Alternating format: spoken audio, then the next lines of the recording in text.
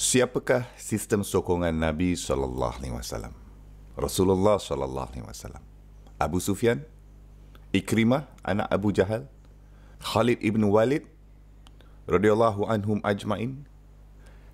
Jangan salah faham, mereka adalah orang yang sangat-sangat mulia dan berkedudukan tinggi. Tapi mereka adalah dari masyarakat yang lebih elit. Dan mereka datang ke Islam lama selepas Islam mula dipanggil.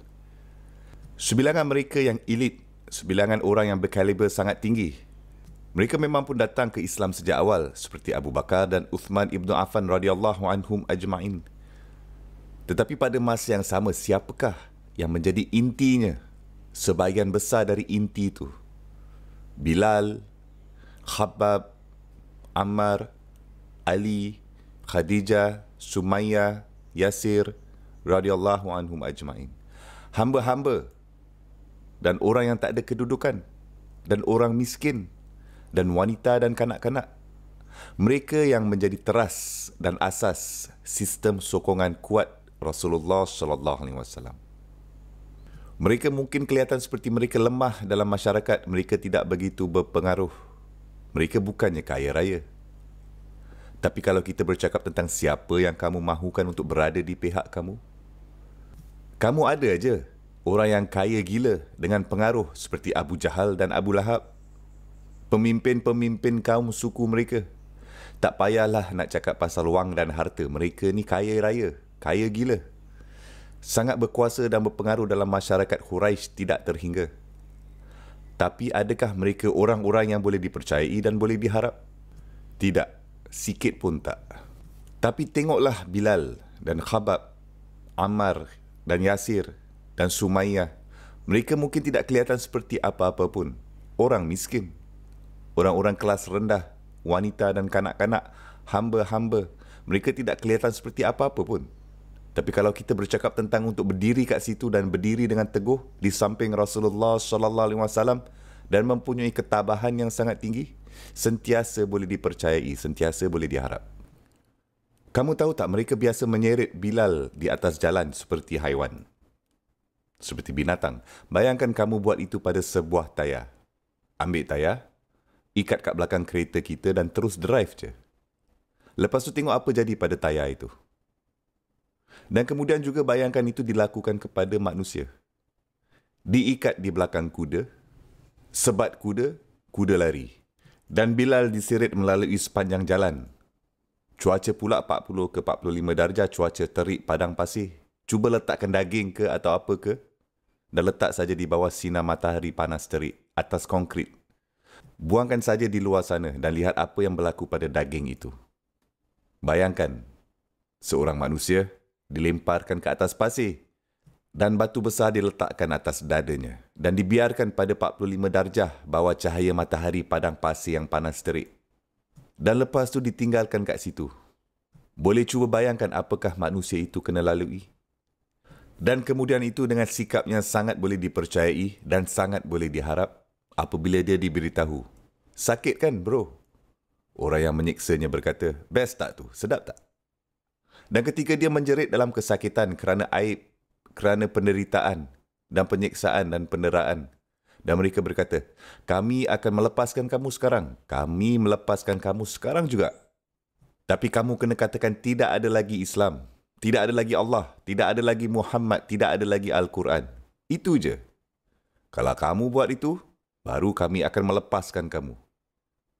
Dan dia menjawab dengan mengatakan ahadun ahad. Ahadun ahad, ahadun ahad. Satu Allah, satu Allah, satu Allah, satu Allah.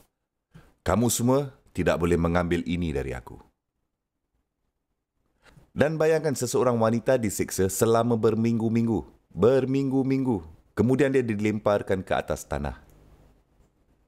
Dan lepas tu sebatang tombak ditujukan depan tubuhnya dan mereka katakan, tinggalkan Islam sekarang. Jika tidak, ini dia kau dapat. Dan dia melihat ke arah tombak dan melihat lelaki yang memegang tombak itu dan dia berkata, asyhadu an la ilaha illallah wa asyhadu anna Muhammadan abduhu wa rasuluh. Dan terus dia dibunuh serta-merta di situ juga. Dan suaminya dan anaknya yang terikat di situ menyaksikan depan mata. Lihat apa yang baru kita lakukan, perkara yang sama akan berlaku kepada kamu berdua juga. tinggalkan Islam sekarang. Dan tindak balas mereka adalah asyhadu an la ilaha illallah wa asyhadu anna Muhammadan abduhu wa rasuluh. Bayangkan tahap iman itu sangat boleh diharap, sangat boleh dipercayai. Khabbab ibn Arad, arang batu dinyalakan dan kemudian dia dilemparkan ke tanah. Kakinya ditarik dan dia diseret atas arang batu yang menyala ini. Belakangnya menyapu arang batu yang panas ini, arang panas lagi menyala. Umar radhiyallahu anhu tidak pernah menjadi subjek kepada banyak penyiksaan. Tapi dia berkata untuk mendapatkan iman itu, untuk mendapatkan perasaan tentang apa yang mereka lalui pada masa-masa awal Islam di Makkah, dia akan selalu duduk bersama orang-orang seperti Khabbab secara rutin. Dia akan mendengarkan kisah-kisahnya dan dia menceritakan. Katanya, satu ketika dulu aku pernah diseret atas arang batu tahu. Umar radhiyallahu anhu berkata, apa yang berlaku dengan badan kamu? Dia berkata, biarkan aku tunjuk kamu. Dan dia mengangkat bajunya dan menunjukkan belakangnya. Dan badannya habis rosak, berparut sepenuhnya, berparut-parut, sangat mengerikan. Dan Umar radhiyallahu anhu berkata, aku tidak pernah melihat perkara seperti itu sepanjang hidup aku. Itulah yang mereka kena lalui. Dan pada akhir semua itu, asyhadu an la ilaha illallah wa asyhadu anna Muhammadan Rasulullah. Jadi Allah Subhanahu wa taala berfirman, man huwa syarrum makanan wa ad'afu jundan. Kamu semua mahu berkata-kata kosong, teruskanlah bercakap kosong kamu, teruskanlah buat apa yang kamu buat. Ini Allah yang memberikan kamu sedikit masa saja. Dan jangan risau, tidak lama lagi kita akan mengetahui siapa yang benar-benar akan berada dalam kedudukan yang terburuk dan siapa yang mempunyai sistem sokongan yang lemah. Itu semua kamu. Kamu semua bukan saja akan sampai di tempat yang paling teruk dan sangat dahsyat, tapi orang yang kamu bergantung pada, demi orang-orang yang kamu buat semua perkara-perkara ini dan demi batu berhala kamu, kamu sanggup buat semua kezaliman ini terhadap Allah Subhanahu wa taala. Kita akan dapat melihat bagaimana mereka semua akan menjual kamu kelak.